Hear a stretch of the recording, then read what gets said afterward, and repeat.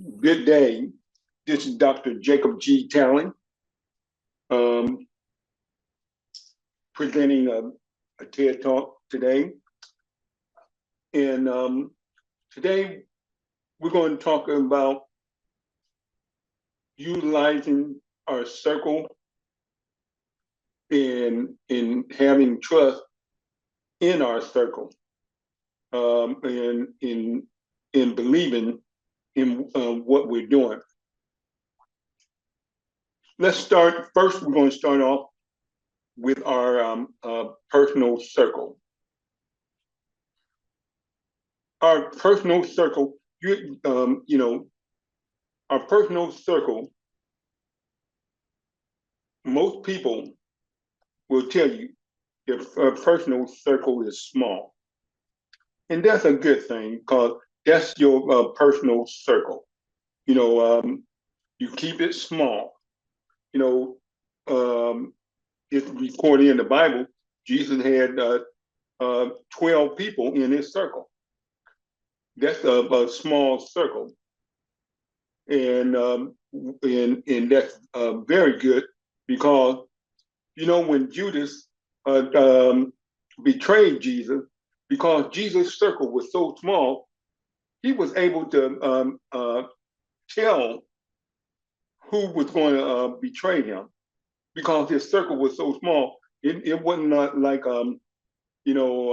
he had 30 or 40 people and he had to guess. He knew who was going to betray because he knew the people in his circle. And it's very important to know the people in your circle, and especially in your inner circle, in your personal circle. That's your inner circle. And by knowing the individual that's in that circle, it will save you a lot of keep you from a lot of stress and drama. And Jesus could have gotten rid of Judas easily because he already knew what was going on in that circle. But how many of us have a circle where if we were told that somebody in our circle is going to betray us, how many of us would be actually able to know who was going to betray us or who betrayed us? In most circles, the betrayal is dealt with trust. Most people are betrayed um, by those that they trusted the most, and so you know um, so we've got to be better uh, um, of the selection of people that we have in our personal or inner circle. Now, with that inner circle, we have an outer circle. Now, that outer circle should reach from one end of the planet to the other. Your outer circle should be so large that you have people in other countries and whatnot. Even though you might be in America, you should have your outer circle should expand as far as the universe. Why? Because there's so many people, so many elements out in that big old world that if you knew what's in your circle, in the outer circle, it's very important when you create your outer circle to know what's available in that outer circle. What do a company or a person bring to you that's in that outer circle. You got to take time to know that whether it's a company or an individual, learn about them, talk to them, and find out what they bring to the table, and let them know what you bring to the table. A lot of people have a big circle, invaluable resources at their fingertips, but they hesitate to tap into that circle due to the fact, is it the lack, is it because of the lack of trust, or is it because they didn't know what was in their circle in the first place? And the reason why that would be the case, that they didn't know what was there for them, is because they didn't take time to get to know the individual or the company that was right there in this circle. You know, sometimes you have to get naked um, um, and let people know, something about you. But you don't get naked and go to the spa in that steam room with just anybody. You know, you have to trust them um, to the point where you can feel easy to talk to them and get to know um, what they present and what they represent to you, and let them know what you can represent to them. So your inner circle, you keep that sacred to you and personal, because that inner circle is personal. But when you have ventured out to your outer circle, you know, do not hesitate to let those in the outer circle know what you're trying to do, and don't be afraid to share it. Because if somebody's going to steal your ideal, they're going to steal it anyway. How are you going to stop them? 9 times out of 10, it's going to be somebody in your inner circle that do it. You know, so don't be afraid to share your ideals. Get to know the people in your circle, and and have a little faith in trust in those in your outer circle, to the point where you're not stagnant or hampering your success because you are afraid to ask. You know, in Matthew 7, verse 7 through 8, it says, ask and it will be given to you. If you don't ask, it's not going to be given to you. If you don't ask, you won't even know of the possibility that are available to you. You know, that's one thing I learned early in life, when I was in sports management. I was bold enough to ask for assistance in helping me get players evaluated into camps and whatnot. My agency had the same influence and contact around the world as the major agencies that I was competing against. And I was fortunate enough to have clientele that, they were brave enough to accept the challenge and let me show them that the world was small.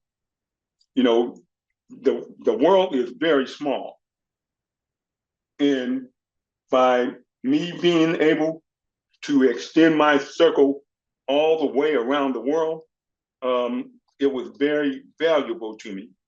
And by not being afraid to talk to people and let them know what my intention and interest was and what I was trying to achieve, the whole world opened up to me.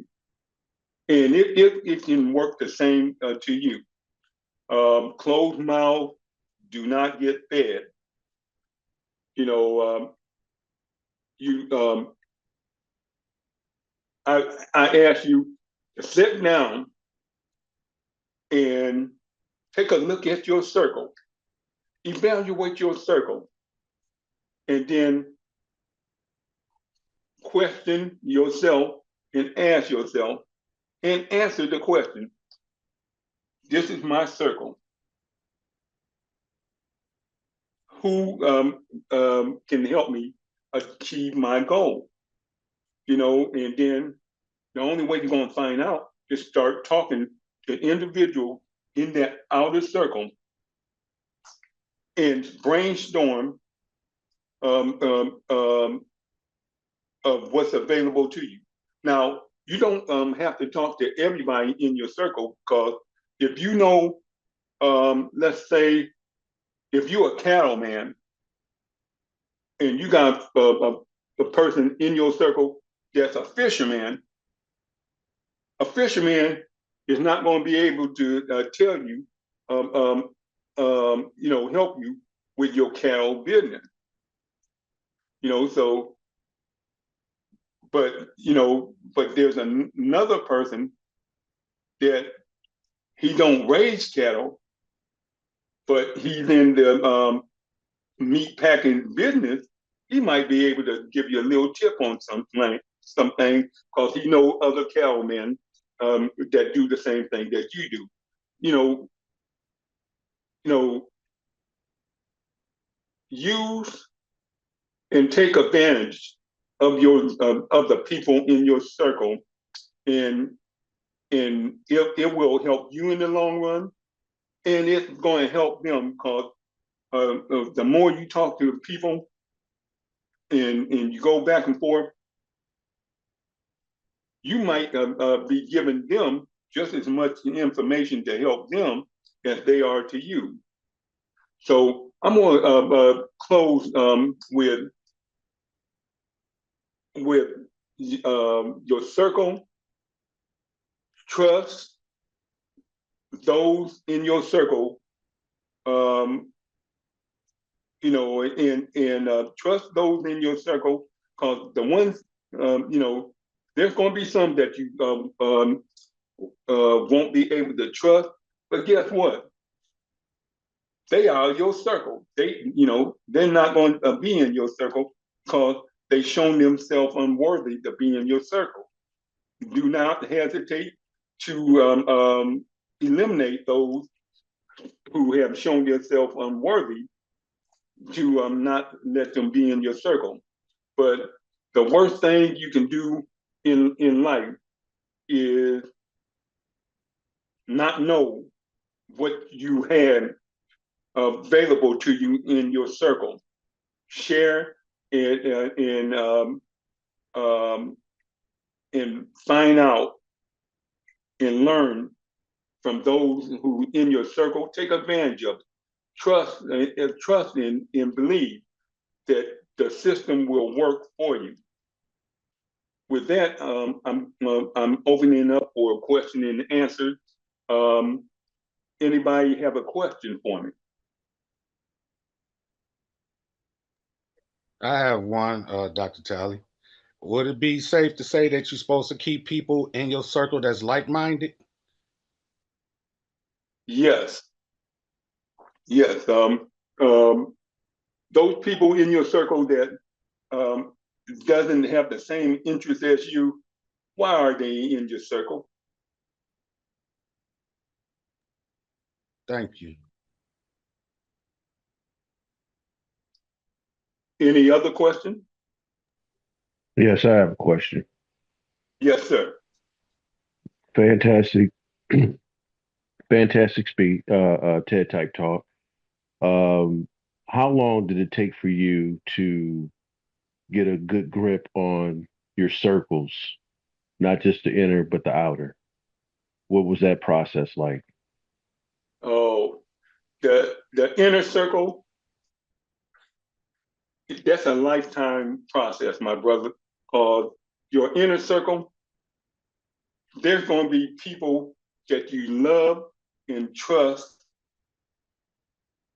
that as you grow,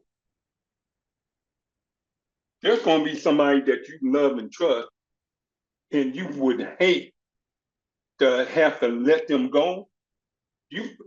But for the best interest of yourself, you have to let go.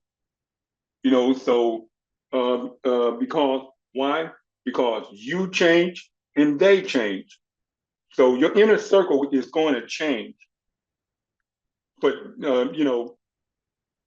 and but that circle, it should stay small because your inner circle is very important because that circle is going to affect you the most in life.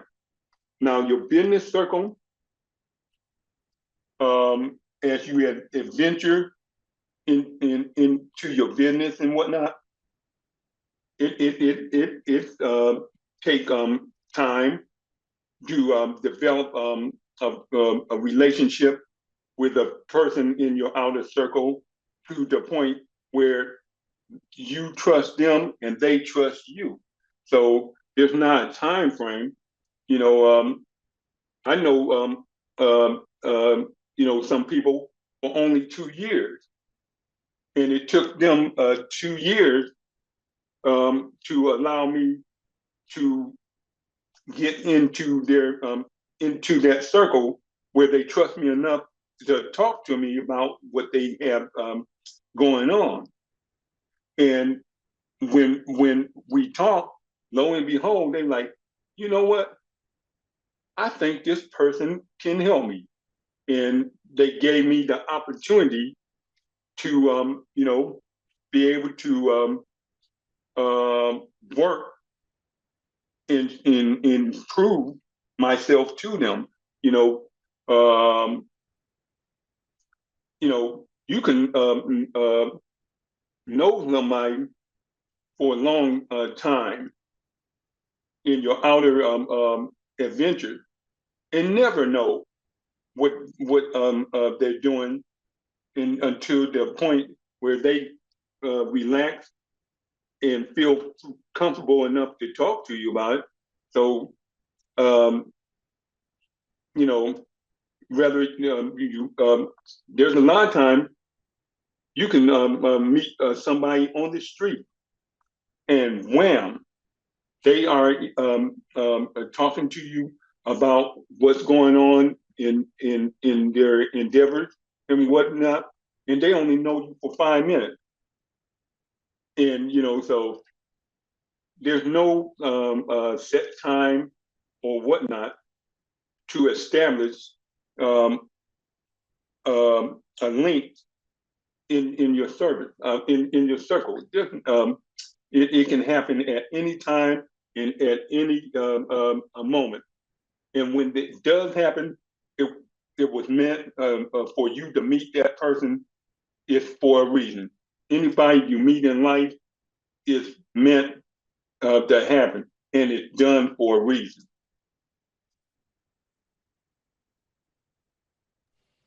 Thank you. You're welcome. One more question, Dr. Talley.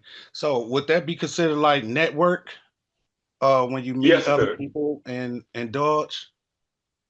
Your outer circle, that's your network, my brother. That is your network, and you, you know,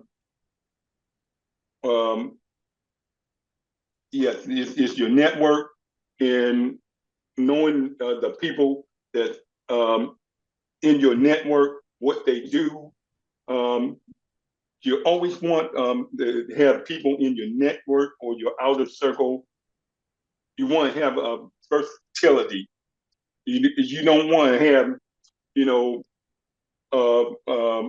people in your network or circle that does the same thing. You want, you know, Jesus had fishermen. He had tax collector. He even had an embezzler in his circle, but they all did different things, and that worked best in your network or in your outer circle. It's like having a basketball team. You can't win very many games with five guards on the floor. You got to have other people that play different positions in order for it to work. And so, yes, sir, it's your network that I'm talking about. So then in terms will turn into your lily work then, if that's the case. There you go. Thank you. I appreciate that. You're more than welcome, brother.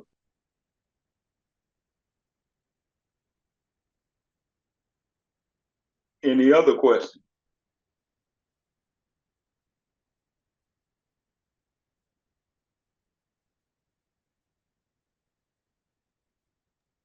Is it Well, possible with that you that, could be is it possible that you could be presented with false pretenses such as like-minded people who just only want to, turn their back on you, spill your secrets, or stab you in the back? But at first they fronted themselves as being a like-minded individual. And then how would you deal with that accordingly? well, one thing, if a person pretending to be um, a person that have you your interest in a heart, you won't even know until they reveal themselves that they had ill intention. In most cases, when a person is murdered and gets stabbed in the back, he didn't see that coming. So now if you got bad vibes from that person right off the rip, and there's time where your inner feeling or your inner spirit will reveal that person to you. Now that's up to you, not to ignore it or not. But there are times when your inner spirit will try to protect you from that. But that's a different subject. I can tell you more about utilizing the inner spirit to benefit you. But you going back to your question, 9 times out of 10, you won't know until the deed is done that person had ill feeling or had planned to sabotage whatever effort that you have. But when it's done, you have to be willing to let them go. Damage is done and whatnot, but you learn from your mistake. Don't just keep doing the same thing over and over again and getting burned. Learn from it. Live and learn. Thank you, sir. You're welcome.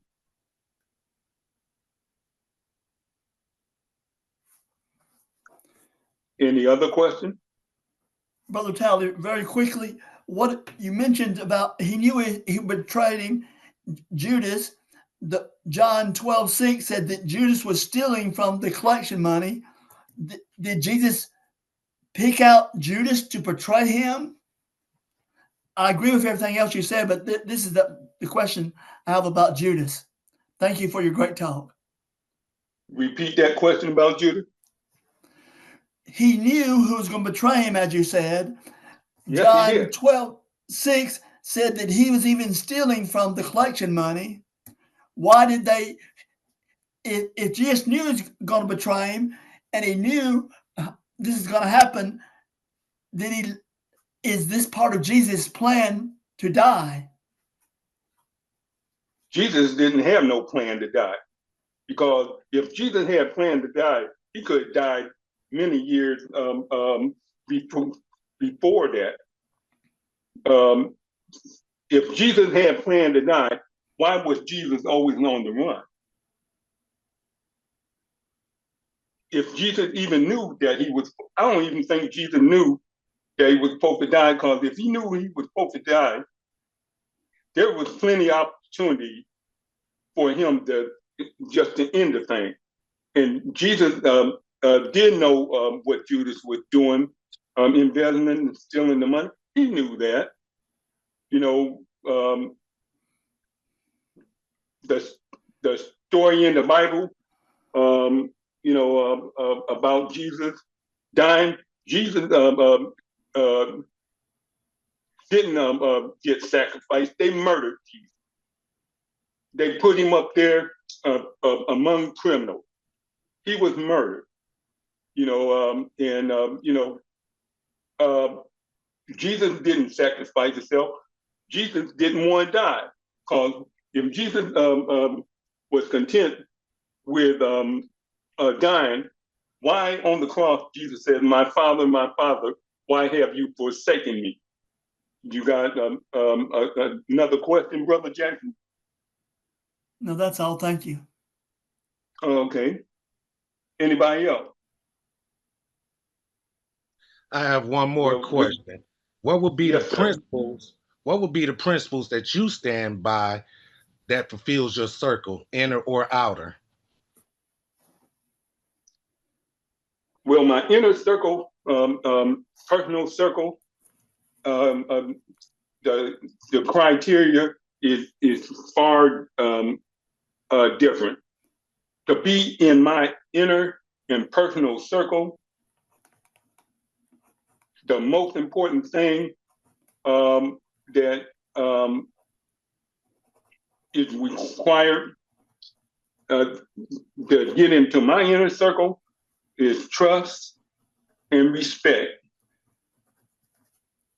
With trust and respect, you have love there. So to get into my inner circle, trust and respect, which equals love. On my outer circle or network, the only requirement to be in my network is whatever you bring to the table serve a purpose. And it don't have to serve a purpose to me at that particular time, but you have to have a purpose to be in my outer circle or network. There's got to be purpose. I don't care if you the school bus driver. That's a purpose, because who knows? I might need for you to drive a bus for me. Who knows? If you're a butcher, you're in my network, I ran over a deer. That deer is mine. But I don't know how to butcher up that deer. I'm calling the butcher that I know that's in my network. Hey, can you butcher up this deer for me?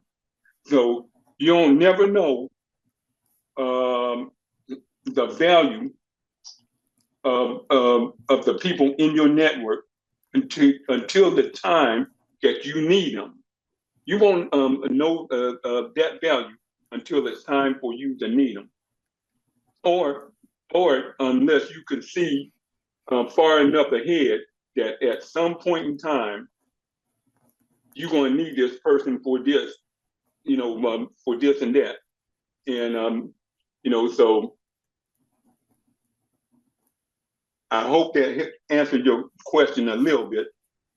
It did 100%. And I thank you. You're welcome. Well, I'll close this. I appreciate everybody's questions, and I want to thank everybody for tuning in and listening to this talk. I yield.